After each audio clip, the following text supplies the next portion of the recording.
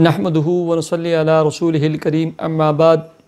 Happy life channel کے معزز سامعین و ناظرین، السلام علیکم ورحمۃ اللہ وبرکاتہ۔ آپ دیکھ اور سن رہے ہیں ہمارا ہیپی لائف چینل اور میں ہوں آپ کا میزبان مولانا مفتی سید عبید اللہ شاہ۔ پیارے سامعین و ناظرین، امید کرتا ہوں کہ آپ جہاں پر بھی ہوں گے اللہ کے فضل و کرم سے خیریت سے ہوں گے، اور دعا گو ہوں کہ اللہ تبارک و تعالی ہمیشہ آپ کو صحت و سلامتی کے ساتھ اپنے حفظ و امان میں رکھے، آمین۔ پیارے سامعین و ناظرین، آپ کے مسائل اور ان کا حل۔ رمضان میں سحری کے حوالے سے بہت ہی اہم سوال ایک بندے نے پوچھتے ہیں کہ بسا اوقات ہمیں سحری کھاتے ہوئے دیر ہو جاتی ہے یا آنکھ دیر سے کھلتی ہے، اور ہم جب سحری کھاتے ہیں اذانیں شروع ہو جاتی ہیں، آیا ہم اذان کے آخر تک اپنا کھانا پینا جاری رکھ سکتے ہیں یا اذان کے شروع میں ہمیں بند کر لینا چاہیے؟ پیارے سامعین و ناظرین، اس سوال کے جواب کی طرف آتے ہیں۔ اس سے قبل ہمارے تمام نیو ویوز سے گزارش ہے، اگر آپ نے ہمارا یہ چینل ہیپی لائف سبسکرائب نہیں کیا تو ہمارے اس اسلامی چینل کو سبسکرائب کر کے بیل آئیکن کے بٹن کو ضرور پریس کیجئے۔ سامعین و ناظرین، یاد رکھیں، ہمیں چاہیے کہ سحری کا جو وقت ہے اذان سے 2-4 منٹ پہلے ہی سحری بند کر لینی چاہیے، اور اپنا کھانا پینا اذان کا جو وقت ہے اس سے 2-4 منٹ پہلے ہی بند کر لینا چاہیے۔ لیکن بسا اوقات جیسے سائل نے پوچھا کہ آنکھ دیر سے کھلتی ہے یا سحری پکاتے ہوئے، تیار کرتے ہوئے، کھاتے ہوئے دیر ہو جاتی ہے اور اذانیں شروع ہو جاتی ہیں، جیسے مؤذن کے اذان کے کلمات اور آواز آپ کے کان پر لگے، آپ نے کچھ کھایا ہو یا نہ ہو، کچھ پیا ہو یا نہ ہو، فوراً سب کچھ بند کر لینا چاہیے۔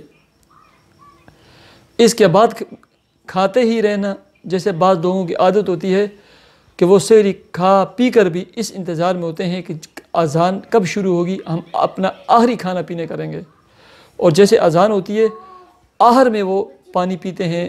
بعض نسوار استعمال کرتے ہیں لوگ، وہ نسوار پھینک کر کلی کرتے ہیں اور اس کے بعد بھی پانی پی لیتے ہیں، اور اسے مؤذن اذان دے رہا ہوتا ہے۔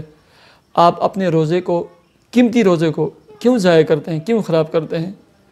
پورا دن آپ نہ کھائیں گے نہ پئیں گے، اور آپ کو پتہ بھی نہیں ہوگا کہ آپ کا روزہ شروع سے ہی آپ نے ضائع کر دیا، خراب کر دیا۔ خدا را ایسا نہ کریں۔ جیسے مؤذن کی اذان کی آواز آپ کے کانوں پر پڑے، آپ نے کچھ بھی نہیں کھایا، فوراً بند کر دیں۔ یہی تقویٰ ہے اور پرہیزگاری ہے۔ اس کے بعد کھانے پینے کی کوئی بھی گنجائش نہیں۔ روزے کا وقت ختم ہو گیا کھانے پینے کا، اب امساک کا وقت شروع ہو گیا کہ آپ نے سب کچھ بند کرنا ہے اب غروبی آفتاب مغرب تک۔